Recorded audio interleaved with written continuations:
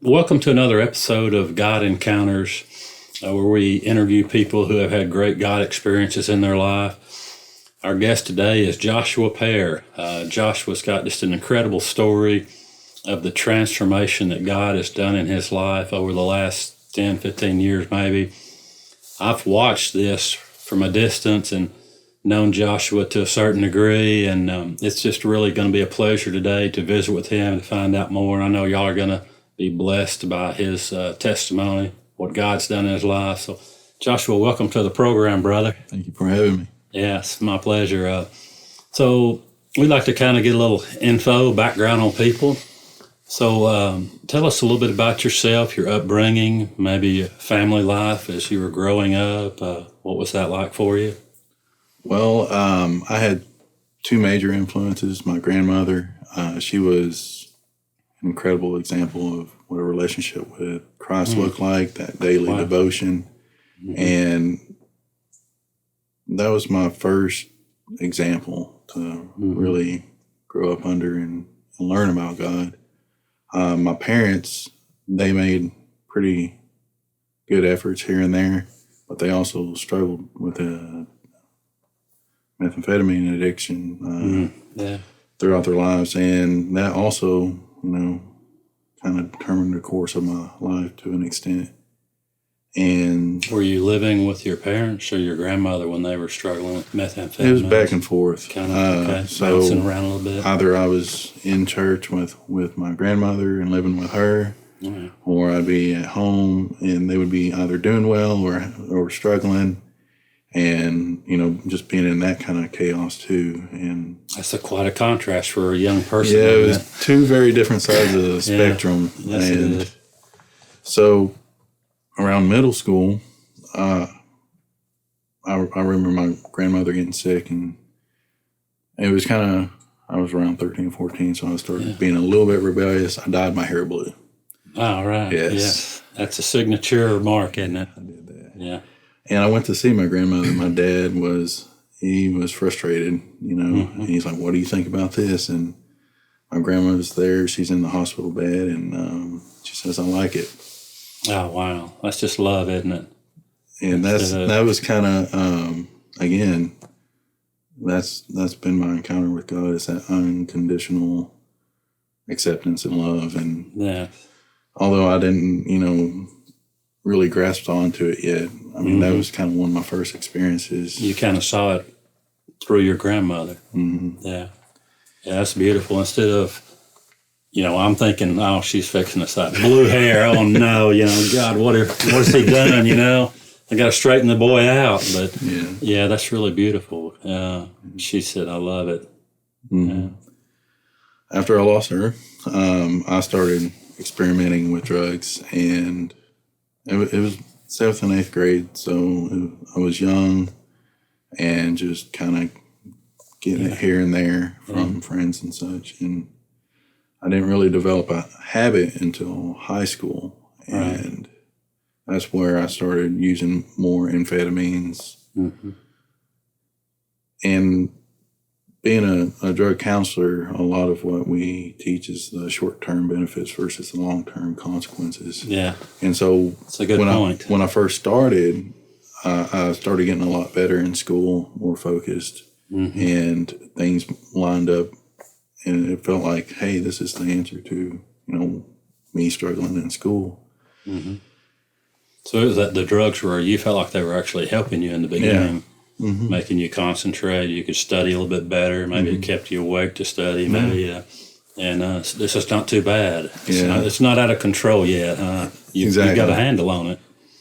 I had gotten into a little bit of trouble, and the judge actually court-ordered me to do community service at a church. Mm-hmm. And so that whole summer I spent striping their parking lots. And one evening, the youth ministers, they came out and they said, "Hey, you want to come to a service?" I was like, "All right." So sure. I finished up my work for the day, and then I went inside, and they had a youth band, and that caught my attention because a couple music. Yeah, a couple years before, I just picked up the guitar, and so I just kind of watched him a couple services, and then I was like, well, let me audition and see what happens. So they actually let me be a part of it, and that was a really good thing for me at that time, is to be a part of a better environment. I think at that time my dad was really trying, but I was now having my personal struggles. And so were your parents, during this time, I guess you're living with your parents now, were they aware that you were using methamphetamines, or did you try to keep it a secret? I hadn't started using methamphetamines yet. Just amphetamines. Amphetamines. Sorry. Well, I don't want to get ahead of you here. Yeah. And so there's a huge difference. Yes. But at that time, I was just using amphetamine. So I really don't think a lot of people really noticed, because I wasn't like using as, the amount wasn't as much and the frequency wasn't as much.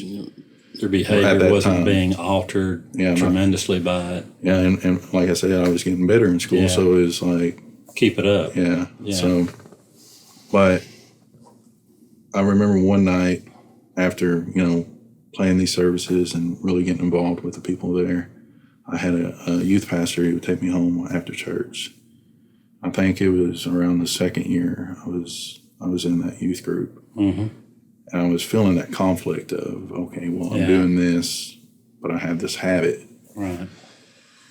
And so I just kind of opened up to him, and it was right. It was a stop sign right before he was about to drop me off, and I just opened up to him, and I kind of expected to be disqualified, or like, hey, maybe you should get your act together, kid. Yeah. But that's not really how he responded. He just he sat, and I remember him listening.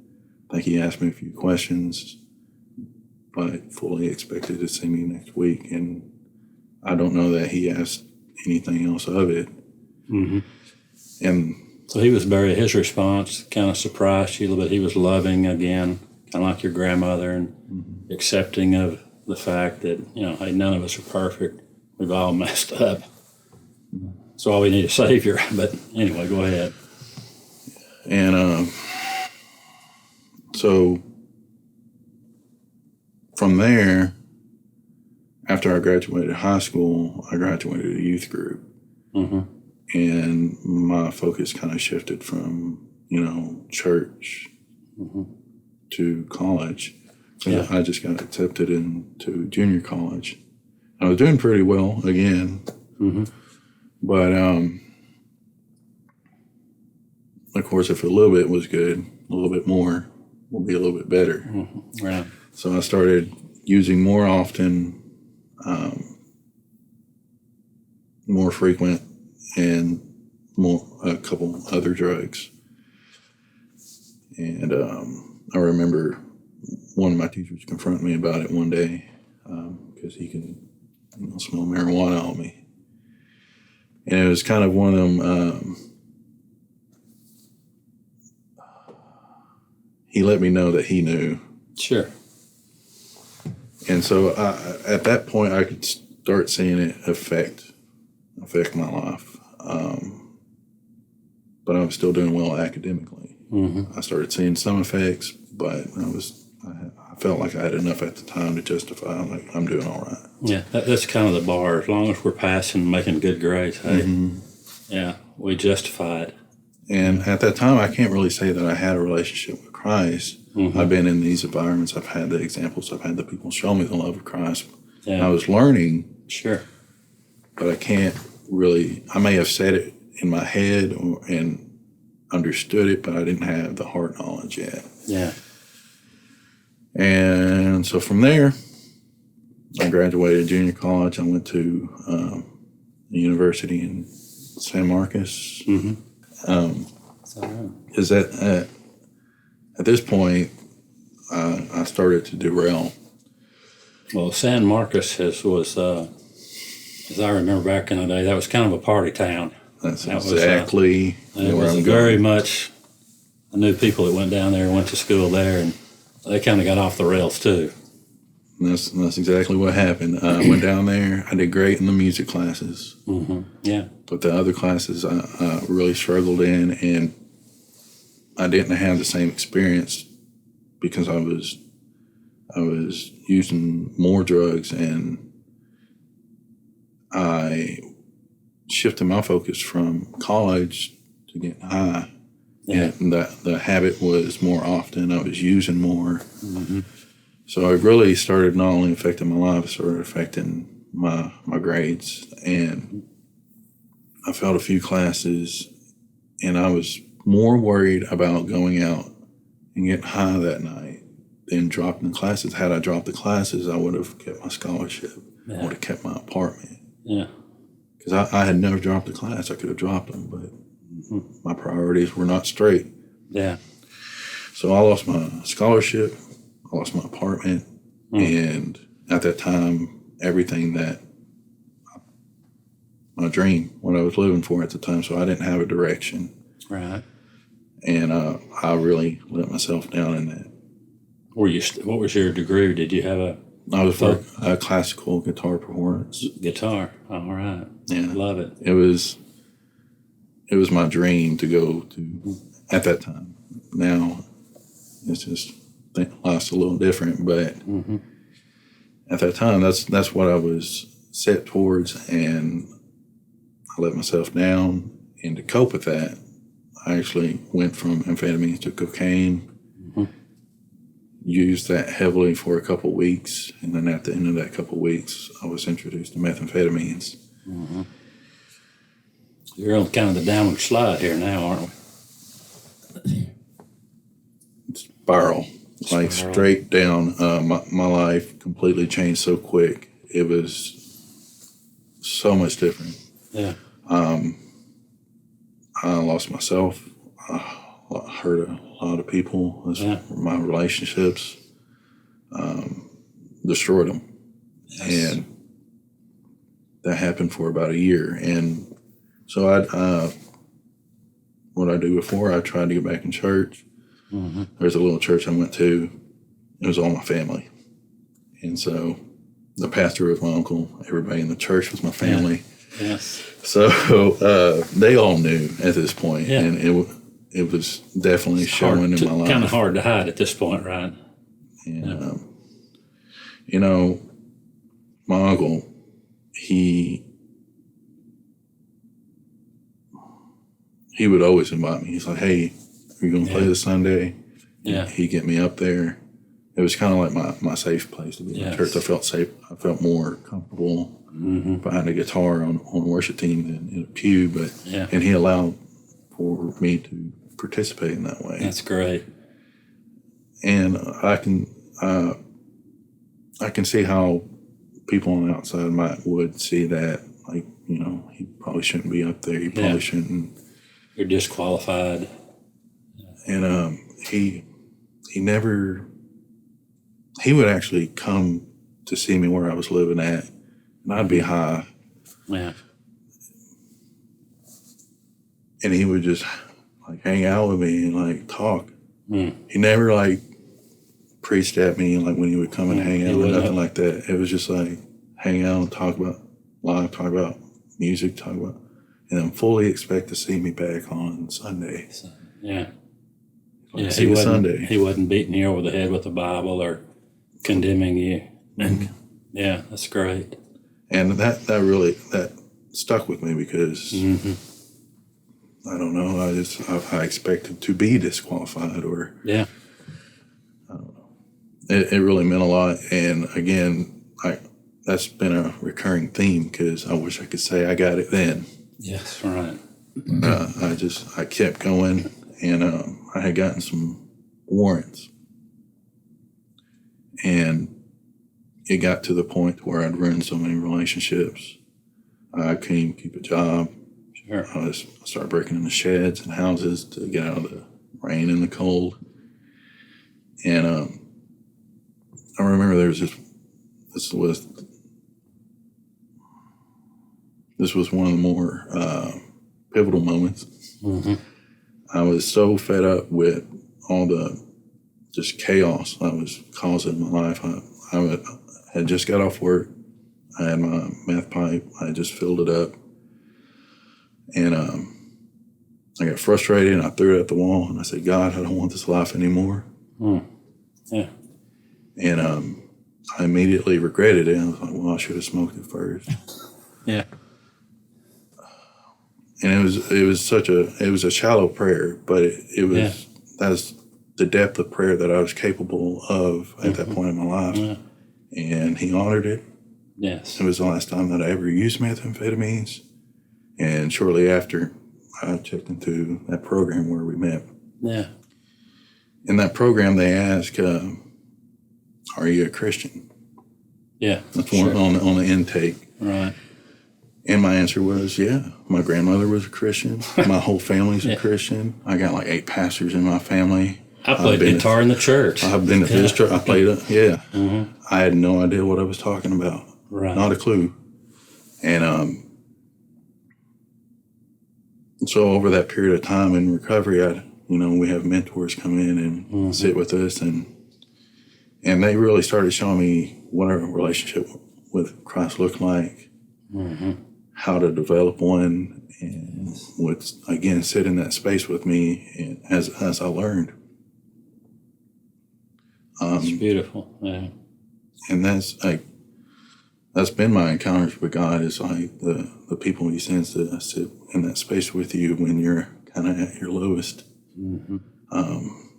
They helped me sign back up for college, so I got my bachelor's and I got my master's.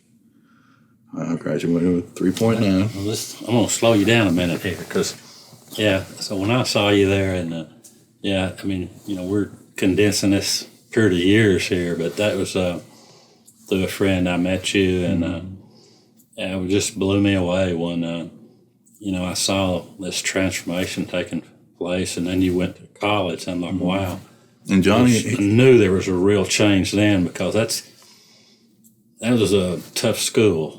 You just didn't slide in there. If you're going to go there, you're going to have to buckle up and do some studying, and it's a commitment. And Johnny, we would, get on the bus and go around to these different prisons and play for the different prisons. So we spent a lot of time on the road just talking, and he was a guy that I really looked up to. Love Johnny. And we would sit behind the board and we get to talking, and he was another one where I started sharing this stuff, and I was like, this guy ain't gonna want to sit next to me no more. But he just wasn't like that. He was Johnny. He was. And well, going to that, of course, Johnny's story. Johnny, like anybody, Johnny had issues at time in the past. Loved Johnny like a brother, and he had problems earlier in life with alcohol and so forth, and it was really the Lord who turned him around as well. So people like that is the perfect one to mentor someone like you or other people, and that's how he just had such a heart for it, because he knew what God did in his life and how the Lord had changed him. So there was actually a day I was getting close to graduating that program, and I didn't know what to do. Yeah, right, yeah. And I was like, he asked me, "What are you going to do?" I said, "Well, I guess I'm going to go back to Oklahoma." He's like, "Don't do that." Yeah. He's like, "You've come this far." And he's actually one of the ones who encouraged me to stay. Yeah. And he said, "Just wait and see what happens." Yeah. Had he not, I would have went back exactly what I came from. Right. Yeah.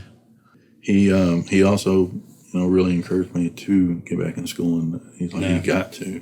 Yeah. So, and then, he saw in you so much potential.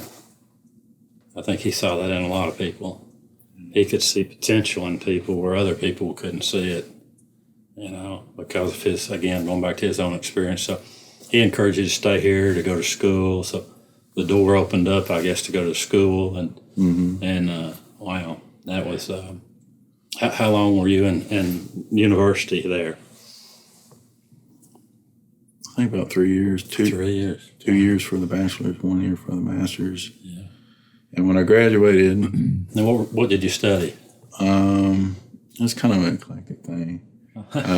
media, music, worship, for the bachelor's education, like music education and stuff. And then for the master's, just strictly education, curriculum, and instruction. But most people were either teachers or coaches, and I focused all my projects around corrections and programming, and that's kind of what led me in the direction where I'm at today. Well, I was fixing to say, all those mixed bag of things that you and were studying, and they were kind of, they were all there. You're using everything you studied now. I was very grateful that my instructors there, like, it was a Christian university, so they always tied everything back into Christ, and so that was a huge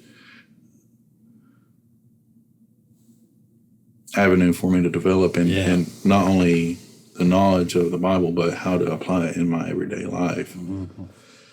And they really pushed me in that.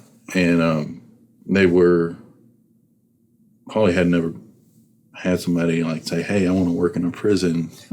Right. But they allowed me to do all my projects over that, and it was, they're very instrumental in me being able to do what I get to do today.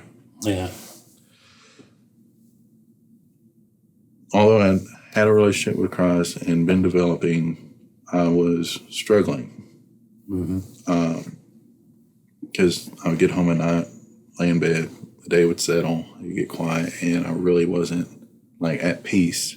I didn't know exactly what it was at this time, but there was this mentor that would come by the program, and he would always talk about grace. He taught the class Romans, and for 3 years this guy would come by, and it would always be the same lesson. Yeah, grace.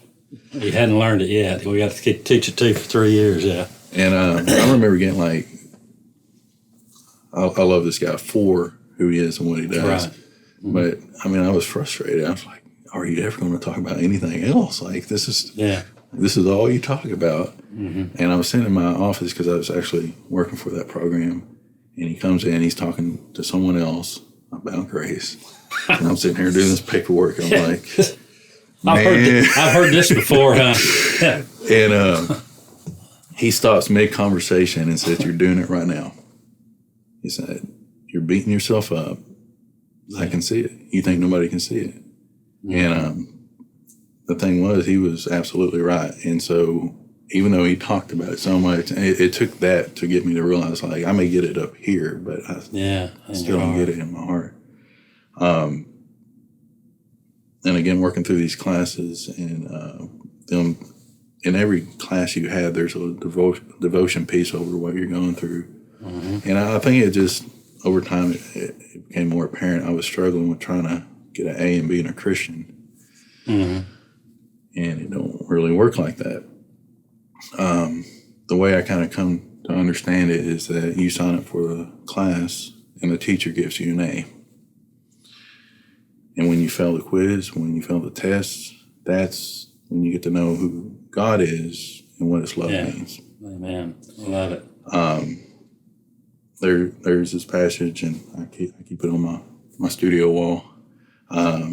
It's Galatians. It says, "I don't set aside the grace of God, because if righteousness came through the law, then Christ died for nothing." Yeah, and I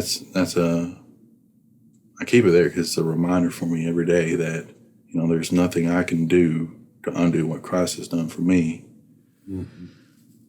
He has pursued me all throughout my life. He's used all sorts of people to remind me that He's still there, that I'm loved, I'm accepted, and He invites me back. Like, I know the story of the woman in the well. I've been her. I've been on the outside of the culture. Yeah. You've been the prodigal son, too. Prodigal son, woman with the blood issue, the woman taken in for adultery. Yeah, I felt all those, and I've also felt Him be there and pull me closer. Yeah, that's been my encounters with Him.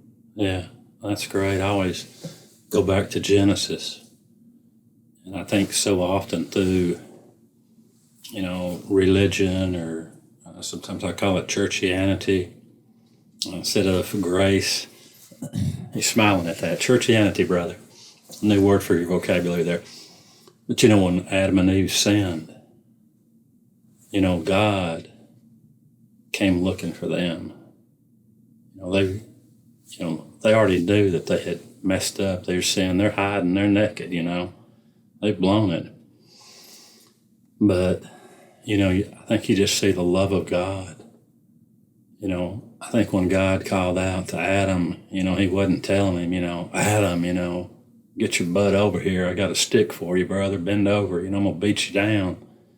No, he brought him back into fellowship again and, restored that, And so he was calling out of the love of the Father, calling for his children, the relationship with the Lord. So, yeah, that's strong. That's beautiful. So you've graduated, you've gotten a bachelor's degree, man. Then, step it up one more. You got yourself a master's degree. And so then that gave you opportunities. And so now tell us what you're doing now. You're kind of coming full circle now to really where I think maybe where you were at. And, you're maybe a successor to Johnny in some sense, Really, huge influence. I don't know.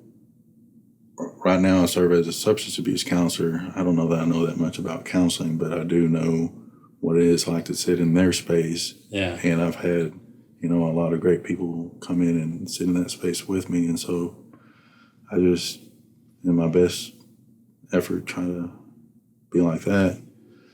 But I get to work with individuals coming out of... The Holy Spirit's working through you. He is the counselor. And you've been there. And I think that's one of the greatest things. You can have people that have head knowledge and all that, but you have that ability to empathize with them and say, hey, I was like you, but for the grace of God, here I am. It's a different environment. In working in ministry, I got to be more upfront with my faith and sharing the gospel. In this setting, it's a private company, sure. And being a substance abuse counselor, we focus on addiction and criminality, and spirituality is a big piece of it. Mm-hmm. Yeah. And so I get to work with individuals coming out of prison that are reintegrating back into society, and we're that transitional treatment in between. We get men and women of all different faiths, and it is, I consider it a great opportunity just to sit with them and show them that same love and acceptance, non-judgment, and just hear them for where they're at and who they are. Yeah. Because that's the guys that, stepped in my life and did that for me. That's exactly where I was. I didn't know who I was or where I was going. Right. But it was very impactful. I haven't forgotten that. And it's been like 10 years ago for each different event. And that's what I get to do every day. And there, like 2 Corinthians, talking about, I gotten to the point where I was wanting death, pretty much because I was leaning on my own pride. Mm-hmm. And that happened so that you would have to rely on the Father, the God of comfort. Yeah. And you're restored because now you're leaning on the God of life, and through your prayers and the prayers of many, it all goes back to more glory for God. Yeah. And that has happened so that you can share that same comfort that you received through Christ for others. Mm-hmm. And that's, like you said, full circle. I try and take those experiences and just be that same person that people were for me. Well, the fact that you've walked in their shoes, you've been where they're at. God has transformed your life over a period of years. And I can really see the Lord at work, though, you being in that, particular environment, situation, and, God set you there to be able to come and minister to those people. So you have music background, so are you using music? Are you doing any music with them, or does that help over there? Does that work out?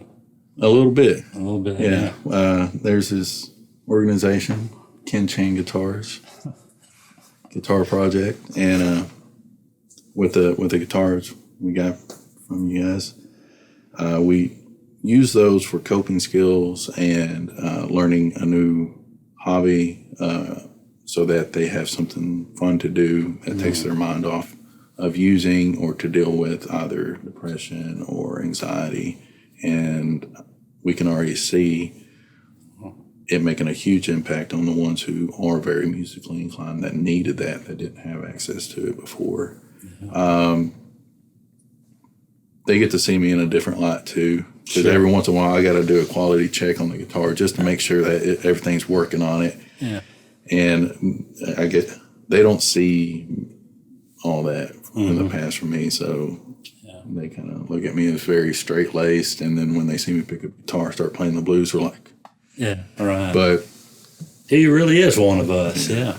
I think one of the most encouraging, like they encourage me sometimes because of what they're going through is a big reminder. But to see the things that they have lived through and where they have failed, and working and hearing their stories, and how some of them really do lean on God for just like that love, that same acceptance. It's still a big reminder, and I really wouldn't want to do anything else. Yeah. I thought it was so neat when one of the guys there, when we were giving the guitars, he was kind of to my left there, and I just saw the guy's expression on his face. The guy just kind of lit up. It made his day. Made his whole couple weeks before he left. I sat there, and of course everything was kind of going on right here, and he just pulled up a chair and picked that guitar up, and I knew instantly he knew what he was doing. There was no doubt. I mean, he was turning the tuning pegs. He didn't need a tuner or anything like that, and he was playing some fancy chords, working his fingers up and down the neck. And to me, it was like, when I saw that, it was like a love he had lost. It was like you could just see something kind of rise up in him, to reconnect with the instrument, the guitar. So it made my day. It's been a huge gift in being able to develop a rapport with the clients. Whereas it was once a gift that I used in worship. Yeah. It's still a gift that I get to use, but it's in a different kind environment. Whereas a client would be more close off to me for whatever reason. It just stuff happens, or people are people. Sometimes that guitar breaks down that barrier. Yeah, it's kind of a universal thing. You can walk in and not know somebody, and you can start picking up a guitar, and next thing they know, they're picking one up and you're playing with them, and there's just a connection there. We recently had a famous guitar player on the program here, and he was, just because of his ability to play the instrument, it opened up all these doors to where he could go where, other people couldn't go because of his skill on the guitar. He's sitting here on the floor playing guitar with, some of the most famous rock musicians in the world. And this guy loves the Lord, and they're just blown away. They're watching him saying, "Oh my God, how do you do that? Teach me that trick, And, but yeah, a man's gift makes room for him. And, but yeah, people, the music, even though they live completely different lifestyles, completely. I mean, his ability to connect with them and their ability to see him, and they're like, where do you play at?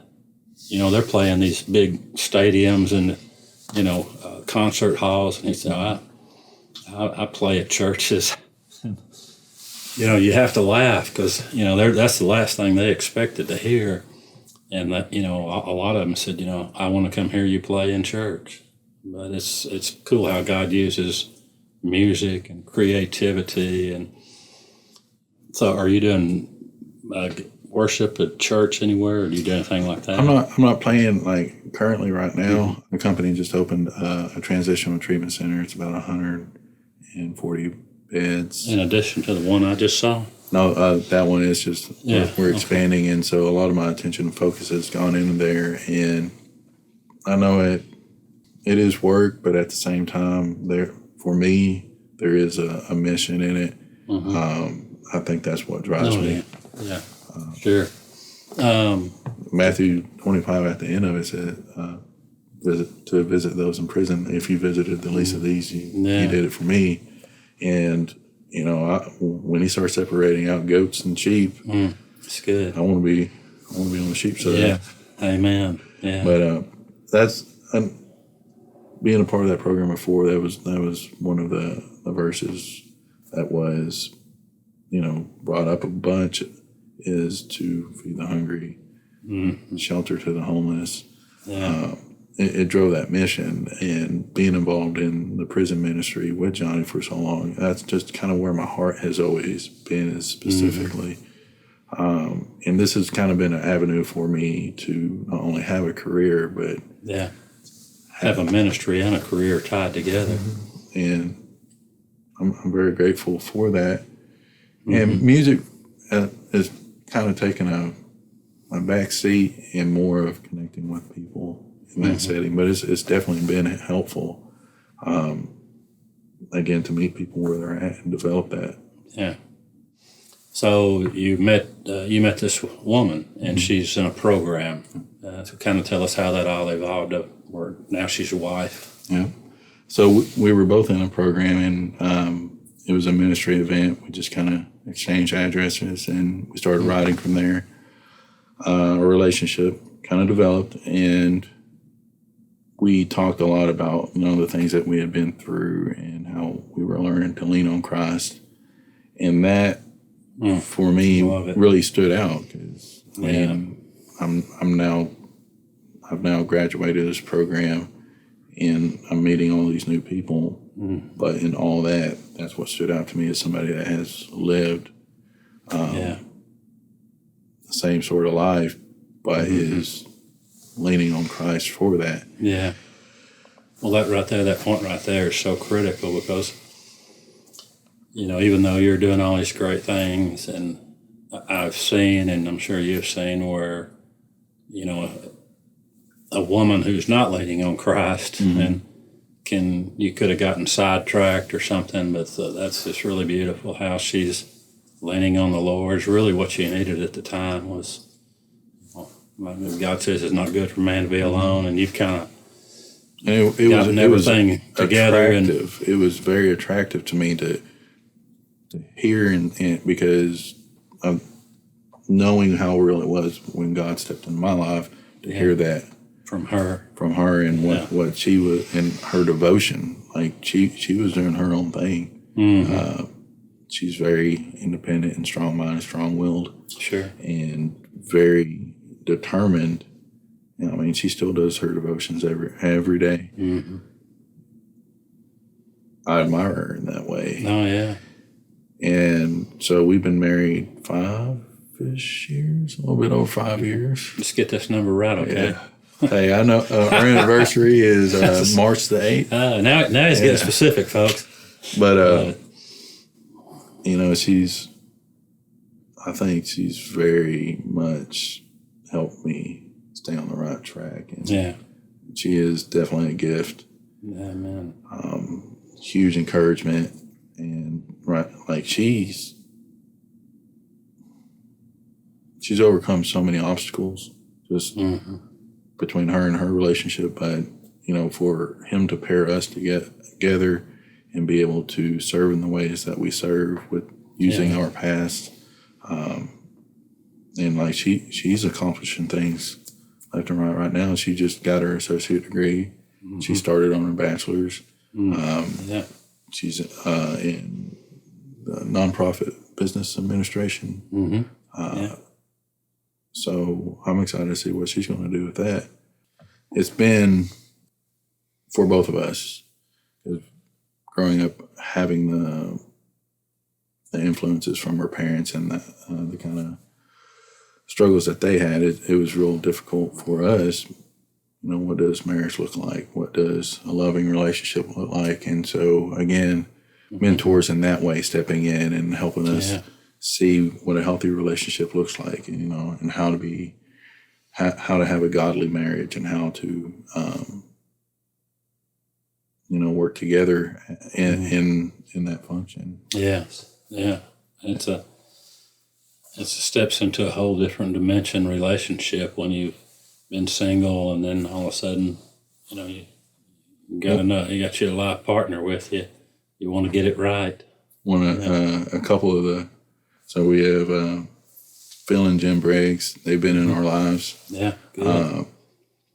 Since the day of the program. Yeah. And they really helped me make decisions all along the way for us to be able to develop that marriage. And they're huge in our lives. I mean, we hang out like every weekend, and we make all our vacation plans together. They help us to see what marriage is and how it works. Kip and Kaylee Saucer, another great married couple that has helped us in a lot of ways see how and what that looks like. And for me, I'm a slow learner. Like, it's taken me 34 years to understand these little basic things. And I need to be able to see things. Yeah. And I think, God knows that. And that's why he puts these people in my life and gives me these experiences so that I can see and learn. But, especially in this marriage. Yeah. Well, when you don't see it in your own parents, you talked about this kind of the struggles there. I think it's really important that God does send these people to say, hey, this is how it's done. No, this is an example of two people that love each other, that love the Lord, and I care for my parents. Yes, absolutely. But I still need these things, and I want a healthy lifestyle. And they make their efforts, and they have their struggles, and I have mine. But I don't want to live that same life anymore. I want to do something different, and it's hard to change. Yeah, my wife is very patient with me. Yeah, amen. Well, we hope y'all enjoyed this episode. I know I certainly did. Sitting here speaking with my brother Joshua and hearing how God has just miraculously touched his life and his family, and how now he's affecting other people who are in his shoes. And so if you like content like this, if you like to hear more God stories, God encounters, just, we don't want an offering right now, but we'd like for you to hit the like button and the subscribe button. God bless you, and thank you for watching this episode of Encounters with God.